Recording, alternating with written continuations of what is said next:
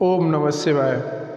मित्रों, मैं राजकुमार परम कल्याण साधन यूट्यूब चैनल में आप सभी लोगों का तहे दिल से स्वागत करता हूं। मित्रों, चर्चा को आगे बढ़ाने से पहले मैं अपने गुरुदेव आचार्य चंद्र प्रकाश जी को सहृदय नमन करता हूं एवं उनके चरणों में कोटि कोटि प्रणाम करता हूं। मित्रों, ओम नमः शिवाय मंत्र बहुत ही चर्चा का विषय बना हुआ है। बहुत से साधक कहते हैं कि इस मंत्र का जाप बिना गुरु के नहीं किया जाता। हम ये भी मानते हैं कि हाँ, बिना गुरु के नहीं किया जाता। अगर हमें ओम नमः शिवाय मंत्र एक बात शुरू करते हैं, ध्यानपूर्वक सुनिएगा।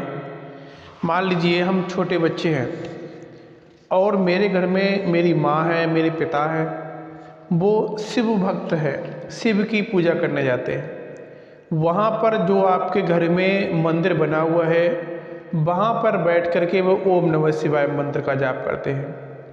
वो कहते हैं हम भी वहाँ पर जाते हैं, हाथ जोड़ करके बैठ जाते हैं और वो भी कहते हैं बेटा नाम बोलो, ओम नमः शिवाय बोलो, ओम नमः शिवाय। ये समाज कहता है सबसे पहले गुरु हमारे माता पिता होते हैं, उसके बाद में गुरु हमारे जो स्कूल में, जो गुरुकुल में जहाँ हम गुरु दीक्षा लेने जाते हैं, गुरु दीक्षा ग्रहण करने जाते हैं, वहाँ के गुरु वो गुरु होते हैं। सबसे पहले गुरु कौन होती है? माँ होती है। अगर माँ ने हमें मंत्र दिया है ओम नमः शिवाय, क्या हम इस मंत्र का जाप नहीं कर सकते? क्या बुराई है इस मंत्र का जाप करने में? जब हमें हमारे गुरु ने यानी माँ ने दिया है, हम इस मंत्र का जाप नहीं कर सकते? हमें मंत्र के बारे में जानकारी प्राप्त कैसे होती है? हमारे बड़े बुजुर्गों से। ऐसा तो नहीं है हम कहीं बाहर से आए, हमारा कोई परिवार नहीं है, हमें कोई जानता नहीं है। हमेशा हमारे जो बड़े होते हैं वो हमेशा गुरु होते हैं। अब वही बताते हैं, वो उस मंत्र का जाप करते हैं। वो कहते हैं बेटा तुम भी मंत्र का जाप करो। बड़े बड़े बुजुर्ग लोग होते हैं, जब हम कुछ नहीं जानते हैं तब कहते बेटा राम राम करो। राम राम किया जाता है। राम नाम का भी नाम वही सिखाते हैं, बेटा राम राम करो, बेटा ओम नमः शिवाय करो। वो ही हमारे गुरु हैं। अगर ऐसी प्रक्रिया में आप छोटे से, आप जब से पैदा हुए हैं, जब से समझदार हुए हैं, तब से आप भोले के भक्त हैं, आपके घर में भोले की पूजा हो रही है, तब आपको किसी गुरु की आवश्यकता नहीं है। आपके स्वयं गुरु भोलेनाथ हो चुके हैं। उससे पहले आपकी गुरु आपकी माँ है। आपकी माँ ने आपको उस मंत्र के बारे में जानकारी दी है। हमें उस मंत्र के बारे में स्वतः जानकारी नहीं प्राप्त हुई है। हमें किसी ने बोला है बेटा ओम नमः शिवाय मंत्र का जाप करो। हमें स्वतः ही उस मंत्र के बारे में जानकारी नहीं मिली है, हमें किसी के द्वारा अवगत कराया गया है, बताया गया है उस मंत्र के बारे में। अगर हम इस मंत्र का जाप अपनी माँ के द्वारा, मेरी सबसे पहली गुरु माँ है, माँ के द्वारा इस मंत्र का जाप करने को मिला है, क्या नहीं कर सकते हैं? अगर हम इस मंत्र का जाप करते हैं तो क्या भोले बाबा हमें बाहर निकाल देंगे? नहीं, इस मंत्र का आपको जाप नहीं करना है, आपने गुरु नहीं बनाया है। गुरु ही तो को अपने मुखारबिंद से यही तो कहते हैं बेटा लो इस मंत्र का जाप करो। उस मंत्र के बारे में संपूर्ण जानकारी हमको दिलाते हैं। लेकिन उससे पहले आप ये भी ध्यान करिएगा, हमारी माँ ने भी, हमने भी देखा है, हमारी माँ पूजा करती है, रोज़ सुबह शाम करती है, हम प्रतिदिन वो देखते हैं। वो भी साथ में बिठालती है, बेटा तुम भी ओम नमः शिवाय मंत्र का जाप करो। हमें क्या गुरु के द्वारा इस मंत्र को जपने को नहीं मिला है? क्या हमें किसी गुरु ने नहीं दिया है? हमें मंत्र किसी न किसी के द्वारा प्राप्त होता है। चाहे हमारी माँ हमें मंत्र के बारे में जानकारी दें, चाहे हमारे पिताजी दें, चाहे हमारा भाई दे। जो हमसे बड़े होते हैं वो हमारे गुरु होते हैं, क्योंकि गुरु वही होता है जो हमें रास्ता दिखाता है, जो हमें ज्ञान की प्राप्ति कराता है। ऐसा तो नहीं है कि हमारी उम्र शुरू से 0 से लेकर के 20 साल तक या 25 साल तक हो गई है, मैंने भगवान को देखा ही नहीं है, भगवान का कभी नाम ही नहीं सुना है। तो हमें जब तक गुरु नहीं मिलेगा तब तक हम इस मंत्र का जाप नहीं करेंगे। नहीं, आपकी अगर माँ आपकी पूजा करती है, आपकी माँ शुरुआत से उसी भक्ति में आपको भी बिठालती है, वहीं पर बैठ कर के पूजा करती है, आपसे भी करवाती है, तो आप निश्चिंत होकर के उस मंत्र का जाप करिएगा। सबसे बड़ी गुरु आपकी माँ है, उससे बड़ा गुरु कोई नहीं हो सकता। बच्चे को रास्ता दिखाता है उसका परिवार, उसकी माँ। उसके बाद में गुरु आते हैं, स्कूल में जाते हैं, गुरुकुल में जाते हैं, वहाँ गुरु मिलते हैं, लेकिन सबसे बड़ी गुरु, सबसे पहली गुरु उसकी माँ होती है स्वयं की।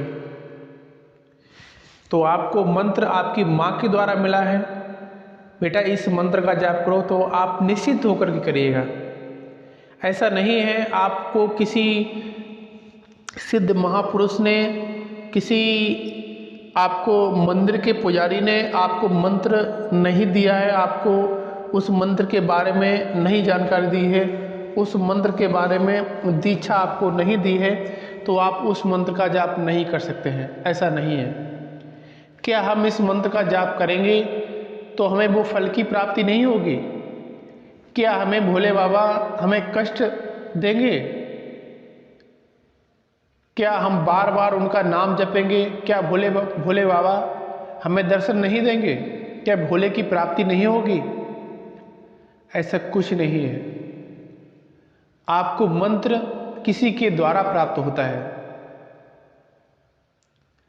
आपको स्वतः ही उस मंत्र के बारे में जानकारी नहीं मिलती है, किसी के द्वारा सुना हुआ अवश्य होता है। आप मंदिर में जाते हैं, किसी के पुजारी के द्वारा वो वहाँ पर ओम नमः शिवाय मंत्र का जाप करते हैं, वहाँ पर आप सुनते हैं।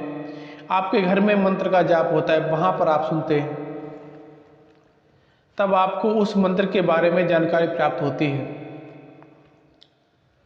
कोई भी रास्ता है, कहीं हम जाना चाहते हैं तो हमें कोई न कोई वो रास्ता बताता है। जो हमें रास्ता बताता है वो हमारा गुरु है, जिसने हमें वहाँ तक पहुँचाया है। तो हमें भगवान तक पहुँचाने वाली हमारी गुरु हमारी माँ है, क्योंकि घर में ये नहीं है जब हम पैदा हुए तभी पूजा शुरू हुई है, उससे पहले भी पूजा होती रही है और होती रहेगी बराबर। तो हमें स्वतः हमारे घर से ही अगर मंत्र के बारे में जानकारी मिलती है, अगर जब से हम अपनी शुद्ध संभालते हैं, जब से हम अपने उस आचरण में आते हैं, उस परिवार में आते हैं, जब हमें ज्ञान प्राप्त होता है, जब हम कुछ सीखते हैं, तब हमें जो कुछ ज्ञान प्राप्त होता है उसके बाद में हमें भगवान के बारे में या फिर भगवान के मंत्र के बारे में कुछ ज्ञान मिलता है। तो हमें उस ज्ञान को ये नहीं समझना है कि हमें किसी गुरु ने भगवान के बारे में हमें कोई गुरु मंत्र देगा या फिर कोई गुरु हमें भगवान के बारे में बताएगा तभी हम भगवान के बारे में जान पाएंगे। ऐसा नहीं है। आप मंत्र का जाप करिएगा, आपके घर में स्वतः ही शुरू से ही पूजा होती है और आपके परिवार वाले, आपके घर वाले आपको बराबर पूजा करवाते हैं, आपको मंत्र जाप करवाते हैं। तो आप बीच में मंत्र को छोड़िएगा मत। आपको किसी गुरु ने ही आपको इस मंत्र के बारे में जानकारी दी है, और आप जब स्वतः ही आप अपनी उम्र में आ जाएं, आप अपने जवानी में अपने जब साधना करने में खूब तत्पर हो जाएं, तो आप स्वयं जगत गुरु को ही गुरु बना लीजिएगा। सबसे बड़े गुरु कौन है? भोले बाबा है। एक जब श्री राम जी सीता मैया को लेने के लिए गए थे, तब वहाँ पर पुल बनाने के लिए बार बार पत्थर डाल रहे थे, लेकिन पत्थर जो डाला वो डूब गया। तब उन्होंने शिवलिंग बनाई थी, किसकी? भोले बाबा की। भोले बाबा तब उन्होंने कहा आप राम लिखिएगा, राम नाम। तभी से पत्थर तैरने लगे। तो उन्होंने भी, भोले बाबा ने भी, यानी श्री राम के भी गुरु कौन है? भोलेनाथ। उन्होंने भी उन्हें ज्ञान दिया, उसके बारे में बताया कि आप ये करिएगा तब आपके पत्थर नहीं डूबेंगे। तो भोले बाबा आदि गुरु हैं, सबके गुरु, सबके दाता, जिन्होंने भूत प्रेतों को भी अपना लिया है। भोले बाबा इतने भोले वाले हैं, कभी किसी के साथ अनिष्ट नहीं करेंगे, सबके गुरु हैं। आप इस मंत्र का जाप जरूरी नहीं है, आपने सुबह नहा लिया, शाम को नहीं नहाया, तो आप इस मंत्र का जाप नहीं करेंगे। आपका परिवार है, शादी हो चुकी है, आप ब्रह्मचर्य का पालन नहीं कर पा रहे, तो इस मंत्र का जाप नहीं करेंगे। आप कर सकते हैं। भोले बाबा हर किसी को अपना लेते हैं। भूत प्रेत जैसे उनके साथ में हैं, तो हम तो इंसान हैं, हमसे अगर कोई गलती होगी तो क्या भोले बाबा माफ नहीं करेंगे? आदि गुरु हैं। आपको आपके घर से स्वतः ही अगर मंत्र मिला है, आपके पूर्वज उस मंत्र का जाप करते आए हैं, तो आप भी निश्चिंत होकर उस मंत्र का जाप करिएगा। आपको सद्बुद्धि ज्ञान की प्राप्ति अवश्य होगी। और आप अगर सिद्धि प्राप्त करना चाहते हैं तो आपको 11 माला 21 माला आपको प्रतिदिन जाप करनी है। रुद्राक्ष की माला लेकर के आप प्रतिदिन उस मंत्र का जाप करिएगा, आपको अवश्य लाभ की प्राप्ति होगी। आपकी जो समस्याएं हैं, इस वीडियो में अगर कोई समस्या रह गई है तो आप कमेंट बॉक्स में अवश्य बताइएगा, हम आपको उसके बारे में जानकारी देंगे। अगर किसी ने बिना गुरु के मंत्र का जाप किया है, उनका अनिष्ट नहीं हुआ है। शास्त्र कहता है बिना गुरु के मंत्र का जाप नहीं किया जाता,